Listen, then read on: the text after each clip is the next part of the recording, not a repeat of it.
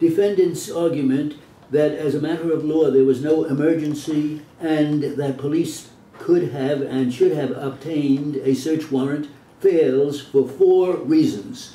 To begin with, the defense has not told us that such a warrant would entail, and when asked, could offer no lucid suggestion as to naming the crime involved or, as required by the Fourth Amendment, the things to be seized. And that is the core problem with defendant's position. Before entering the apartment, the police encountered no evidence of any crime, and the circumstances did not lend themselves to criminal processes. The police were not functioning in a criminal arena, but acting as public servants in the name of protecting public health and safety. They proceeded with restraint and took the time to deliberate, using force only after exhausting other reasonable avenues. Secondly, we are not impressed by defendant's suggestion, implicit in his argument that the entry could be constitutional under the emergency exception only if the police broke in immediately. Defining an emergency with the rigidity defendant proposes may encourage police so as to give their actions the appearance of an emergency, to break in prematurely before exhausting other reasonable means of gaining access. It would be an ironic result were we to punish the constabulary by suppressing the evidence merely because they took the time to exercise judgment. There have been instances in which search warrants have been obtained to remove nuisances. Warrants of that type largely are with locales where criminal activity is afoot and contraband is seizable.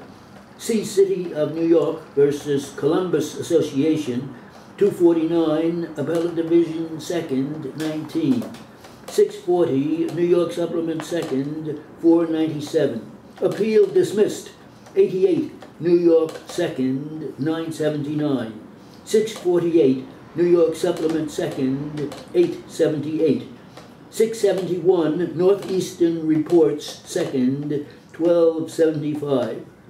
As one court noted, if a warrant cannot be obtained under these circumstances and circumspection before resorting to force, the appropriately measured response of the police should not be declared illegal because they thoughtfully delayed entry for a relatively brief time.